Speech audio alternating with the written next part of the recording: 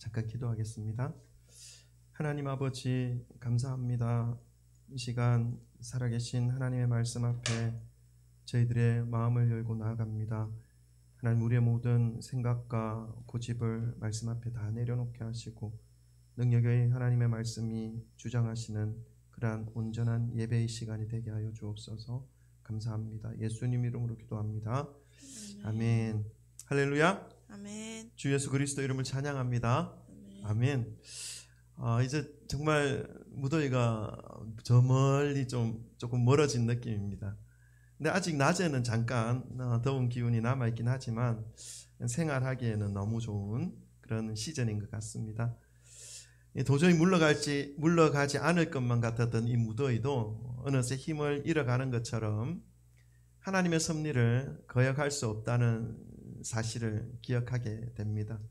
이것처럼 우리의 인생도 역시 주님의 섭리를 따르며 주님의 인도하심을 따라 살아가게 될 때에 우리를 순간순간 어렵게 만드는 문제들이 있지만 조금씩 사라지고 결국에는 더욱 거룩하고 정결하게 되어서 하나님이 기뻐 받으시는 삶이 되고 주님이 주시는 완전하신 구원의 은혜에 들어가게 된다는 사실을 여러분 믿으시기를 바랍니다.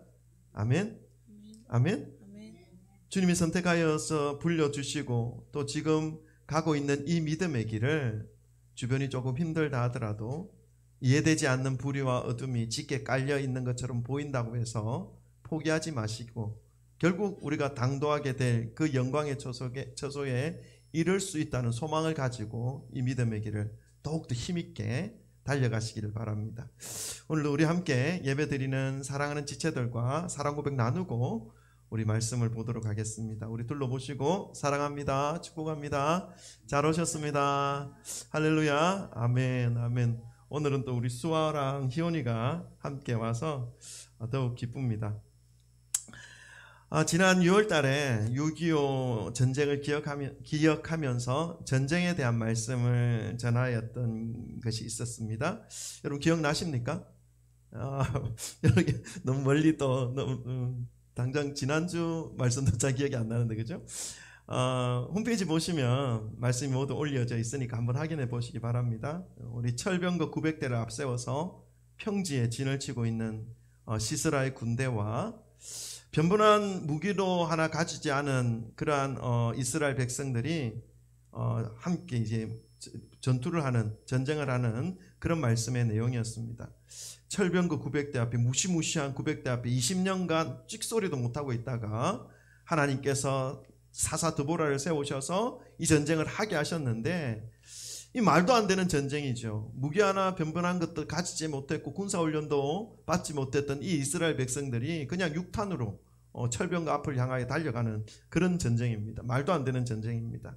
그런데 이 모든 사람들의 예상과 생각을 깨뜨리고 육탄으로 다볼산에서 그 강력한 철병거를 향하여 완전히 무장되어진 가나안 군사들의 있는 그 평지 기슭강가로 뛰어내려간 이 전쟁을 하나님께서 이스라엘 백성들에게 승리를 하게 하신 그 내용의 말씀을 우리가 함께 살펴볼 수 있었죠. 그것도 이스라엘 진영에서는 전쟁을 진두지휘했던 인물이 누구였습니까? 여자 사사 드보라. 남성이 중심이 된 그 사회 속에서 여자를 세우셔서 연약한 여자를 세우셔서 전쟁에 이기게 하신 것이죠. 그리고 이스라엘 군대 장관은 남자였지만 두려움 속에서 두려워하면서 어떻게 할 바를 몰라서 결국은 순종하는 그런 바락 장군의 모습을 또한 볼 수가 있었습니다. 하나님은 모든 부분에서 연약하고 부족한 이 이스라엘의 진영이었지만 하나님의 말씀 하나 붙잡고 전쟁 속으로 이제 자신들을 거의 가루로 만들 수 있을 것만 같은 그 강력한 무기가 포진되어져 있는 그 전쟁터 앞으로 육탄으로 돌격 앞으로 하는 그 이스라엘 백성들에게 승리를 안겨주신 것이죠. 그러나 그 전쟁의 마지막 영광, 완전하신 전쟁의 그 승리의 영광은 그 길에서 함께 싸웠던 이스라엘 민족이 아니라 이스라엘 민족과 함께 광야에서 가나안으로 따라 들어온 개인 족속 이방 족속이죠. 그러나 이스라엘 백성과 함께 광야 생활을 같이 했고 정복 전쟁을 같이 했던 그 겐 족속의 아내인 한 여인에게로 그 전쟁의 마지막 영광이 돌아간 것을 우리가 볼 수가 있었습니다. 기손 강가에서 자신이 그토록 승리를 할 것이라고 호언장담했던 이 가나안의 시스라, 야빈의 군대 장관 시스라는 자신만 간신히 홀로 목숨을 건져서 도망치기 시작합니다. 그런데 도망쳐서 피난한 그 장소가 오늘 본문 말씀에는 겐 사람 헤벨의 아내 야엘의 장막이라고 말씀하고 있습니다. 이 겐 사람은 원래 가나안에 있었던 사람들, 가나안 원주민이 아니었죠. 이 겐 사람들은 미디안 광야에서 살고 있었던 사람들입니다. 근데 어떻게 그 광야, 이스라엘 백성들이 그 광야 생활을 했던 그 광야에 있었던 민족들이 어떻게 지금 가나안 땅에 들어와 있는 것입니까? 그 경위에 대해서는 우리 민수기 10장 29절부터 34절에 소개되어져 있는데요. 읽진 않습니다. 제가 간단하게 설명하면 이스라엘 백성들이 400년간 애굽에 종살이를 하고 있을 때 모세를 통해서 하나님께서 이스라엘 백성들을 이끌고 출애굽하게 하십니다. 탈출하게 하시죠. 그래서 약속의 땅, 약속해 주신 그 가나안 땅으로 인도하십니다. 근데 인도하시기 전에 광야에서 40년 동안 살아가게 합니다. 하나님 앞에 온전히 마음을 들이지 못한 것으로 인해서 하나님을 절대적으로 신뢰하면서 살아야 함에도 불구하고 자신들이 하나님에 대하여 의심하고 불평하고 불만하는 그 모든 것들을 다 훈련 과정에서 제거시키기 위해서 40년을 쓰신 것이죠. 하나님께서 그 광야에서 이제 생활하려고 할 때에 이 모세가 광야에서 40년 살다가 지금 이집트에 가서 출애굽 이스라엘 백성들을 데리고 나오지 않습니까? 근데 그 광야에서 결혼했던 그 아내의 아버지, 장인이죠. 그러니까 그 아내의 처가 쪽 사람들이 겐 족속입니다. 그래서 장인을 만납니다. 광야에서. 그래서 장인을 만나면서 광야의 질이나 기후나 습성이나 이런 것들에 대해서 이스라엘 백성들은 생소하죠. 그래서 모세가 그 장인에게 당신이 우리의 눈이 되어 주십시오. 광야에서 지낼 때 우리를 인도하시고 또 우리의 길을 이끌어 주시는 데에 좀 도와주십시오. 이렇게 요청합니다. 그랬더니 그 요청에 안 돼, 나는 안 갈 겁니다. 이렇게 말했는데 또 한 번 더 모세가 또 강건해서 한 번 더 말합니다. 같이 가주십시오. 그러면서 이 겐 족속이 가겠다 안 가겠다 이 가타부타 말이 없습니다. 그런데 사사기서 넘어오면 겐 족속이 등장합니다. 그렇다는 말은 그때 모세의 제안을 받고 겐 족속이 이스라엘 백성들과 함께 광야 생활을 했고 그리고 가나안 땅에 들어왔다는 것을 알 수가 있는 것이죠. 그 내용이 민수기 10장 29절에 34절에 기록되어 있습니다. 그런데 이 가나안의 이 군대 장관 시스라가 겐 사람 헤벨의 아내 야엘의 장막에 가서 피난처로 삼은 이유가 있었다는 것을 우리는 오늘 본문 말씀을 통해서 알 수가 있습니다. 우리 4장 17절 한번 읽어볼까요?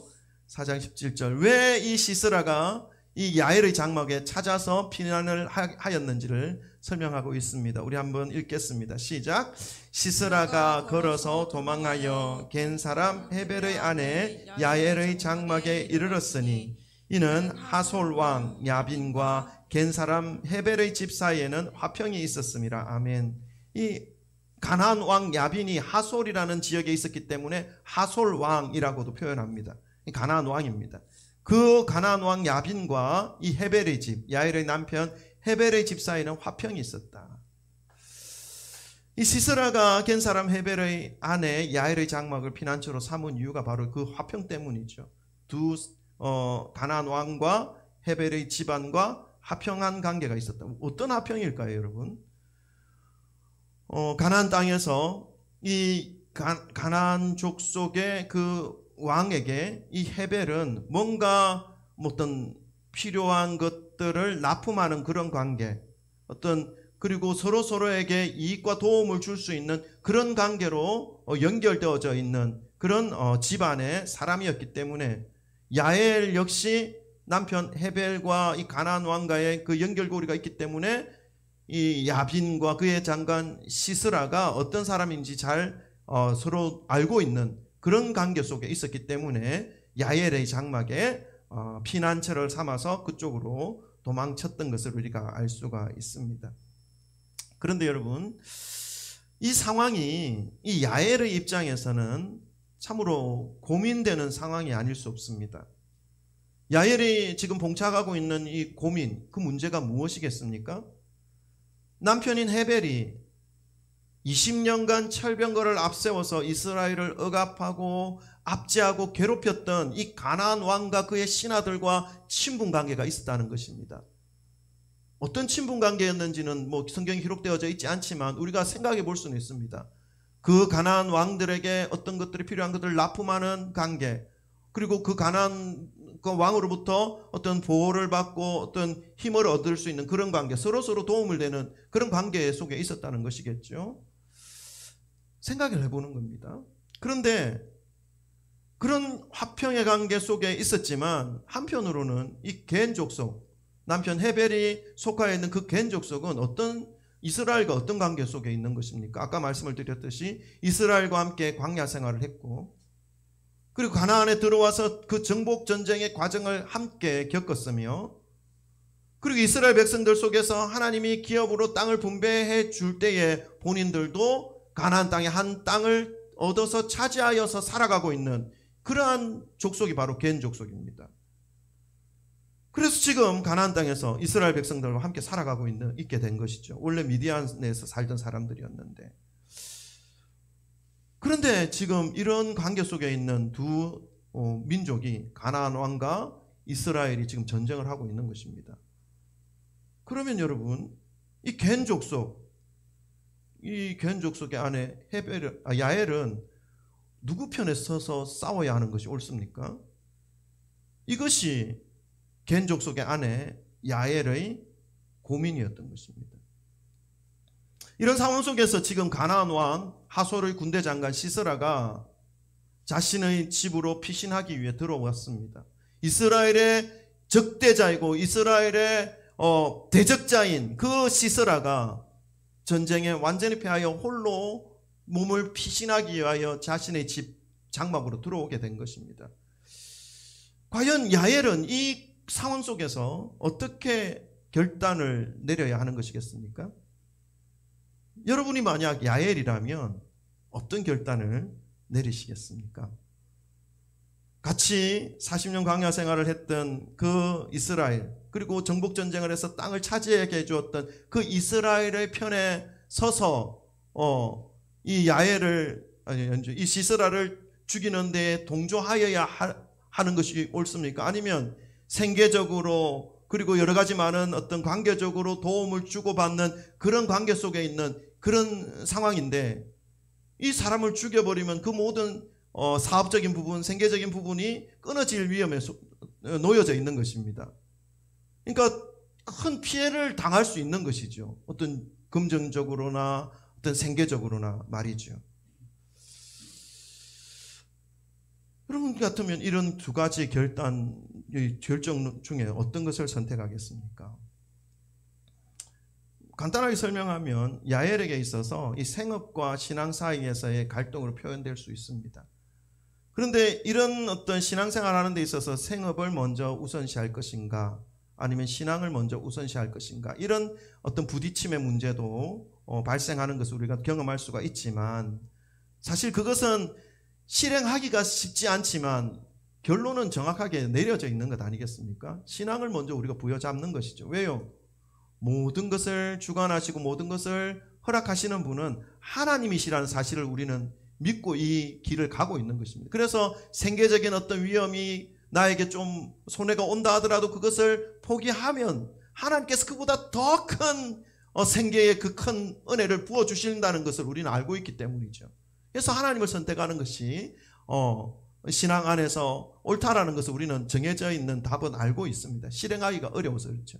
이 어린아이가 사탕 하나 들고 있는 것이죠. 그래서 이 사탕 놓으면 아버지가 그 사탕 놓으면 더 큰 거를 주려고 준비하고 있는데 이 사탕을 잘 안 놓잖아요, 애들은. 그 모습과 우리의 모습 똑같은 거죠. 쉽지 않습니다. 그러나 답은 정해져 있습니다. 근데 신앙생활 하면 이런 유사한 어떤 선택의 문제가 참 많이 있습니다. 예를 들면 또 다른 형태로 나타날 수 있죠. 가족과 신앙,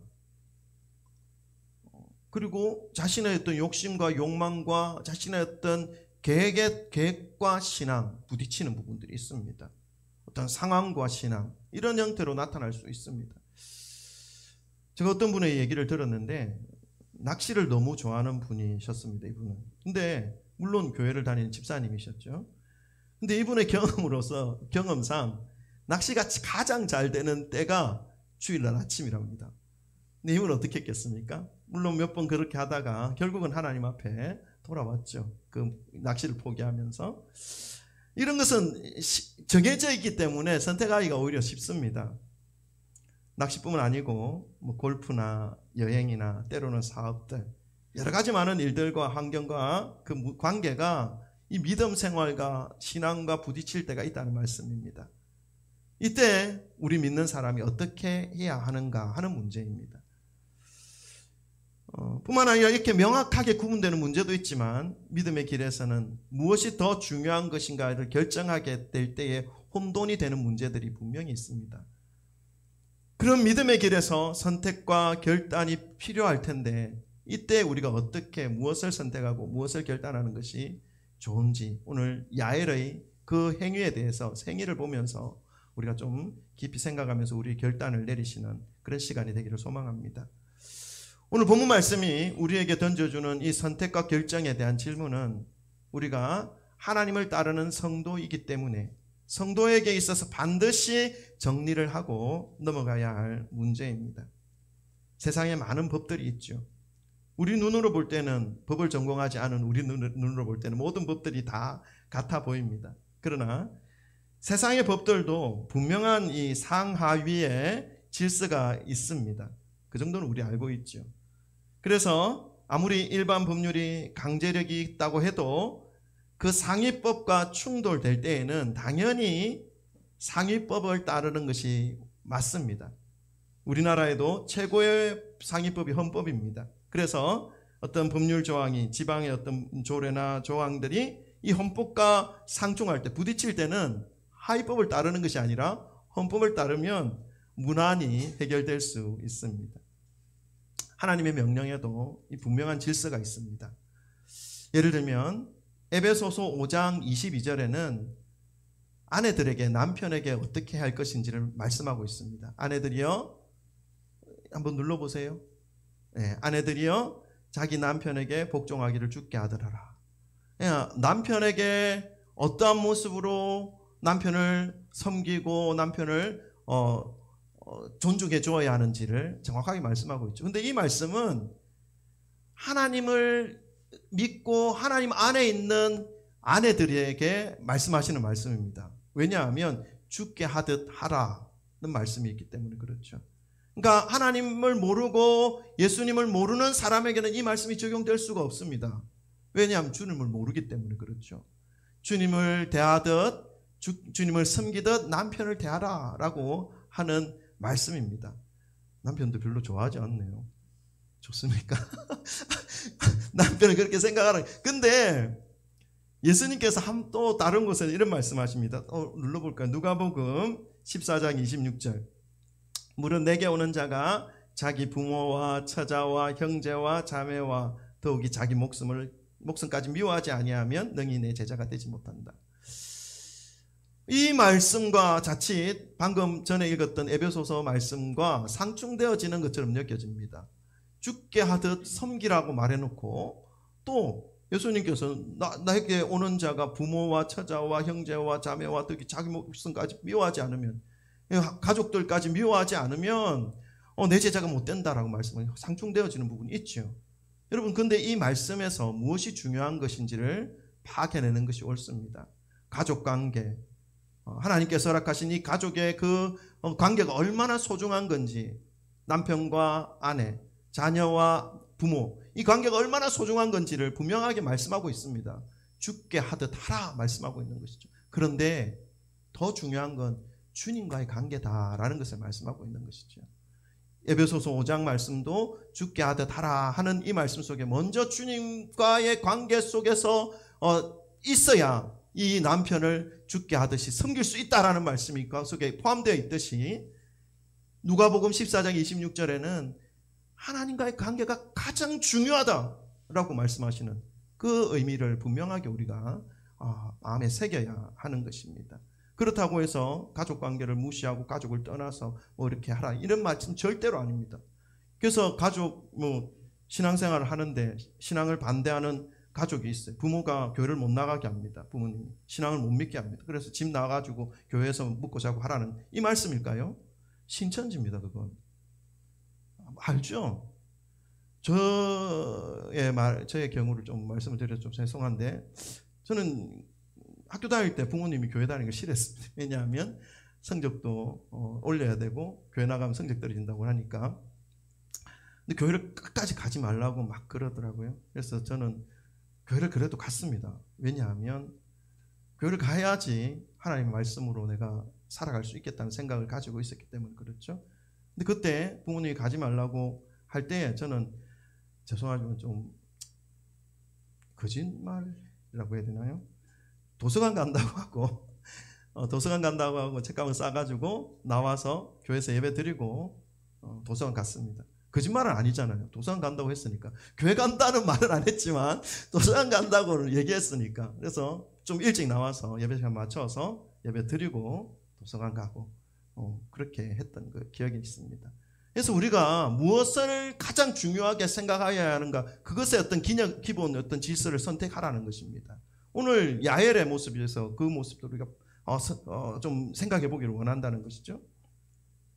그렇다면 여러분, 우리가 믿음을 가지고 하나님의 말씀에 순종하는 성도로서 오늘 야엘과 같은 상황 속에 놓여져 있을 때 배우자의 어떤 사업을 선택할 것인지 아니면 하나님을 선택할 것인지 서로 상충되는 이런 상황에 직면하게 될 때 우리가 어떻게 해야 하는 것인가 하는 것입니다.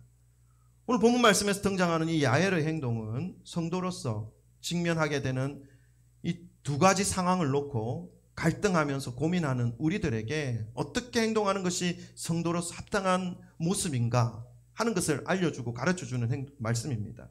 결론을 우리 한번 볼까요? 21절을 한번 봅시다. 21절 다 같이 한번 읽어볼까요? 시작. 바락이 시스라를 추격할 때에 야엘이 나아가서 21절 아닙니까? 제가 여기 21절 한번 읽어봅시다. 시작. 그가 깊이 잠드니 헤벨의 아내 야엘이 장막 말뚝을 가지고 손에 방망이를 들고 그에게로 가만히 가서 말뚝을 그의 관자놀이에 박음에 말뚝이 꿰뚫고 그 땅에 박히니 그가 기절하여 죽으니라. 아멘. 야엘의 행동은 의외로 이런 어떤 선택과 어떤 그 갈등의 상황 속에서 선택하는 것에 있어서 깊은 고민이 없는 듯하는 행동을 보입니다. 고민 없이 바로 말뚝을 가져와서 관자놀이에 찍어버리죠. 근데 우리가 이 야엘의 행위를 보면서 그가 왜 고민을 하지 않았을까 생각하면 분명히 고민이 되었을 것입니다. 그러나 그는 그 상황 속에서 단호하게 실행에 옮기는 모습을 볼 수가 있는 것이죠. 사랑하는 성도 여러분, 혹시 지금 이 야엘과 같은 상황에 빠져서 고민 가운데 있는 분이 계십니까? 도저히 끊을 수 없는 관계에 있는 사람이나 환경이나 일들이 신앙과 서로 상충하고 있어서 충돌하고 있어서 이런 선택을 할 수도 없고 저런 선택을 할 수도 없어서 이 괴로워하는 마음의 갈등을 가지고 있는 그런 분이 계십니까? 오늘 야엘의 모습을 보시기를 원합니다. 이 야엘의 모습에서도 우리가 확인할 수 있었던 것처럼 성경은 이러한 상황에 대하여 단호하게 말씀합니다. 아까도 예수님께서 말씀하신 내용처럼 무릇 내게 오는 자가 자기 부모와 처자와 형제와 자매와 더욱이 자기 목숨까지 미워하지 아니하면 너희 내 제자가 되지 못한다. 무엇이 중요한 것입니까? 하나님과의 관계, 하나님을 선택하는 것이 가장 중요하다 말씀하고 있습니다. 그렇다면 아까도 잘 새겨드려야 됩니다. 이 말에 의지해서 그러면 나를 교회 나가지 못하게 하고 신앙생활 하지 못하게 해서 부모님과의 관계도 끊어버리고 형제 자매와의 관계도 끊어버리고 나는 그냥 홀로 독신으로 하나님만 섬기겠다 이렇게 하는 모습이 옳습니까? 옳지 않습니다. 그거는 신천지라니까요. 이단입니다. 기본적으로 하나님은 우리에게 가족과의 관계가 중요하다는 것을 말씀하고 있습니다. 내 부모를 공경하라. 이것이 네가 땅에서 장수하고 잘되는 비결이라고 분명하게 말씀하고 있습니다. 그러나 하나님 안에서 부모를 공경하고 부모님을 섬기는 것이 옳다라고 말씀하는 것이죠. 그래서 우리가 하나님이 주신 지혜로 부모님을 섬기고 가족들과의 관계도 잘 해나갈 필요가 분명히 있습니다. 그러나 우리 중심에 하나님과의 관계, 하나님을 위해서 선택해야 할 그 선택은 명확해야 된다는 말씀을 하고 있는 것이죠. 예수님은 그런 모습을 우리에게 참 자주 보여주십니다. 마태복음 한 장 더 볼까요? 마태복음 12장 48절, 49절, 50절에는 한번 읽어볼까요? 다 같이 읽습니다. 시작. 말하던 사람에게 대답하여 이르되 누가 내 어머니며 내 동생들이냐 하시고 손을 내밀어 제자들을 가리켜 이르시되 나의 어머니와 나의 동생들을 보라. 누구든지 하늘에 계신 내 아버지의 뜻대로 하는 자가 내 형제요 자매요 어머니라 하시더라. 아멘. 이 말씀을 왜 예수님께서 하셨냐 하면 예수님이 이제 많은 무리들에 둘러싸여 가지고 말씀을 전하고 있는데 바깥에서 예수님의 어머니와 동생들이 예수님을 만나기 위해서 찾아왔습니다. 그래서 제자들이 예수님께 말하죠. 예수님 바깥에 예수님 어머니와 동생들이 찾아왔습니다. 이렇게 말하는데 그때 예수님께서 이렇게 말씀하십니다. 누가 내 어머니요 내 동생이냐? 지금 이곳에 나와서 함께 말씀을 듣고 아버지의 뜻대로 행하는 자가 내 형제요 내 자매요 내 어머니다 하시더라. 예수님은 이 땅에서의 어떤 혈육 관계, 피의 어떤 연결로 이어지는 그 관계보다 하늘에서 천국을 같이 소유하고 천국에서 함께 살아갈 그 가족들에 대하여 더 큰 관심과 마음을 가지고 있었다는 것을 알 수가 있습니다. 여러분, 이곳에 계신 여러분이 내 형제요, 내 어머니요, 내 가족이라는 사실 또한 기억하시기를 주님의 이름으로 축원합니다. 중요한 건 하나님과의 관계가 더 중요하다는 것을 말씀하려고 하고 있는 것이죠. 이런 부분들을 우리가 말씀을 받을 때 문자 그대로 어떤 율법 그대로 받아들이면 큰 어려움을 겪을 수가 있습니다. 우리가 또 이런 부분에 대해서 혼돈할 수 있는 부분이 신명기 13장 6절부터 10절인데 이 부분도 한번 읽어볼까요? 신명기 13장 6절부터 10절 다 같이 읽습니다. 시작.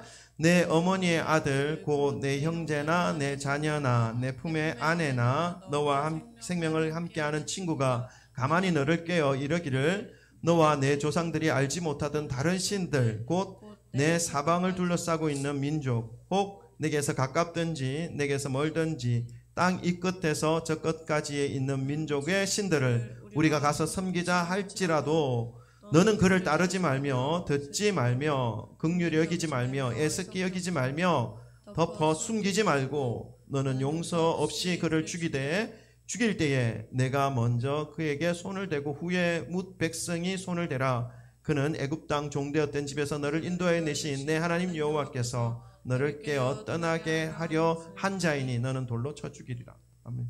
이 부분은요. 이 부분은 구약의 말씀입니다. 그죠? 이 구약의 말씀은 더욱더 명확하게 신앙의 어떤 관계를 붙잡아야 할 것에 대하여 우리에게 말씀해 주고 있습니다. 근데 다른 어떤 관계, 가족이나 어떤 가장 친한 사람이라 할지라도 하나님 외에 다른 것에 대하여 섬기자 하는 그 사람에 대하여 어떻게 처리할 것인지를 분명하게 말씀하고 있는 것이죠. 그 당시에는 이 율법으로 그를 돌로 쳐 죽이라. 긍휼의 마음 갖지 마라. 연민의 마음 갖지 마라. 단호하게 끊어버리라 말합니다. 여러분 오늘날 이 말에 의해서 그러면 나를 신앙에 방해하는 모든 사람들 돌로 쳐 죽이면 어떻게 됩니까? 안 됩니다. 그러면 목사님이 말씀을 그렇게 말씀이 있는 그대로 안 전하시고 목사님 생각을 그렇게 말씀을 전하면 어떻게 합니까? 이렇게 또 생각하실 수가 있죠. 여러분 구약의 율법과 신약의 어떤 신앙생활은 물론 그 정신은 이어집니다. 그 정신이 무엇입니까? 하나님을 가장 중심에 두는 그 정신은 흔들림 없이 세워져야 합니다. 그런데 예수 그리스도로 인해서 그 정신이 이어졌지만 그 모든 율법이 다 신약으로 이어지는 것은 아닙니다. 예를 들면 여러분 하나님 앞에 나갈 때 구약은 어떻게 했습니까? 동물을 잡았습니다. 소 잡고 양 잡고 피 흘려가지고 내 모든 죄를 먼저 씻김받고 하나님 앞에 나갔습니다. 제사장에 의해서. 근데 오늘날 그렇게 하고 있습니까? 구약에는 분명히 하나님 앞에 그렇게 하라고 말씀하고 있는데 아니죠. 그렇게 하고 있지 않죠. 왜 그렇게 하지 않고 있습니까?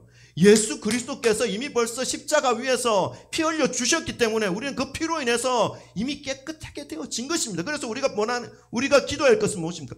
주 예수 그리스도의 그 보혈이 나의 더러운 것들을 씻어 주시고 예수 그리스도의 그 십자가 은혜로 내가 하나님께 나아가게 하여 주시옵소서. 이 믿음을 가지고 하나님께 나가는 것입니다. 그 믿음이 없으면요 소잡고 여기 피바다 돼요. 피바다. 그 구약의 율법이 그대로 신약으로 완전하게 오는 것은 아닙니다. 그러니까 예수 그리스도로 인해서 이런 하나님과의 관계를 끊어뜨리려고 하는 그런 모든 어떤 대상이나 그런 사람들에 대하여 우리가 구약에서는 죽이라, 단호하게 결단하라 이렇게 말을 하고 있지만 그것을 우리가 할 필요가 없습니다. 우리가 어떻게 합니까? 신약에서 예수 그리스도께 맡기는 것이죠. 예수님, 하나님, 이 시간 나의 어떤 신앙의 모든 것을 걸림이 되려고 하는 모든 관계들이 있습니다. 구약에서는 분명히 돌로 쳐 죽이라고 합니다. 그러나 그것마저도 누구에게 맡깁니까? 예수 그리스도께 맡깁니다. 그것이 우리에게 우리가 취하여야 할 모습인 것이죠. 예수 그리스도께 맡기는 것이죠. 예수님이 십자가 앞에서 다 우리를 위해서 그 모든 것들을 다 이루어 놓으셨기 때문에 그렇습니다. 그리고 심판하는 것도, 그리고 어떤 징계하는 것도 내가 하는 것이 아닙니다. 하나님께 맡기는 것이죠, 우리는. 그래서 우리가 이 믿음의 길 갈 때 처음부터 끝까지 나의 의나 나의 어떤 행위나 나의 어떤 모습으로 가려고 하면 넘어지기 쉽습니다. 실패하기 쉽습니다. 그래서 모든 것들을 하나님께 의지하고 하나님께 맡김으로 그 모든 상황에서 주님이 이끄시는 대로 나가는 것이 합당한 것이죠. 이 선택의 문제, 이것이 가장 중요합니다. 우리가 선택을 어떻게 할 것인가 하는 것이죠. 그래서 나에게 어떤 도움이 될 만한 것이 있고 나에게 유익이 될 만한 것을 하나님과 부딪히게 될 때 그것을 포기한다 할지라도 어떤 소망을 가져야 됩니까? 내가 이걸 포기함으로 어느 정도, 예를 들면 한 100만 원의 어떤 손해를 본다 하더라도 하나님을, 이것을 포기하고 하나님을 붙잡음으로 인해서 그보다 더 큰 은혜를 분명히 부어주실 것이라는 그 믿음을 가지고 하나님 앞에서 하나님을 선택하는 것이죠. 야엘은 지금 그런 선택을 하고 있었던 것입니다. 사랑하는 성도 여러분, 하나님의 나라에 들어간다는 것, 이 천국에 들어간다는 것은 그냥 유람하는 것처럼 놀러가는 놀이가 아니라는 사실을 기억하시길 바랍니다. 때로는 자신의 모든 것까지 포기해야만 하는 일생일대의 중요한 사건이 될 수 있다는 사실을 기억하시기를 바랍니다. 오늘도 우리는 이 세상과 하나님 사이에서, 현실이라는 상황과 하나님의 말씀이라는 말씀 사이에서 갈등을 하며 살아가는 그런 모습이 분명히 존재하고 있습니다. 그러나 오늘 이 말씀, 야엘이 남편과 이스라엘의 하나님 사이에 명확하게 행동을 취하여서 이스라엘에 예언되어진 하나님의 그 승리를 관자놀이의 시스라의 관자놀이의 말뚝을 박음으로 인해서, 완전히 그를 죽임으로 인해서 하나님의 놀라운 은혜로 승리를 하게 하신 그 전쟁의 종지부를 찍어서 완전한 승리의 영광을 야엘이 얻을 수 있었던 것처럼, 비록 연약한 여인이었지만 큰 이익이 사라진다고 하더라도 진리 아닌 것을 분명하게 잘라내버렸던 이 야엘의 모습과 같이 어떤 상황 속에서도 하나님을 선택하시는 저와 여러분 되시기를 주님의 이름으로 축원합니다. 하나님의 절대적인 은혜로 주어지는 이 승리의 영광을 몸소 얻을 수 있었던 이 야엘과 같이 이 땅에서 하나님의 절대적인 은혜와 권능이 함께 하시는 그 실로 무엇과도 비교할 수 없는 그 영광을 얻으실 수 있는 능력의 성도님이 되시기를 주님의 이름으로 축원합니다. 기도합시다. 여러분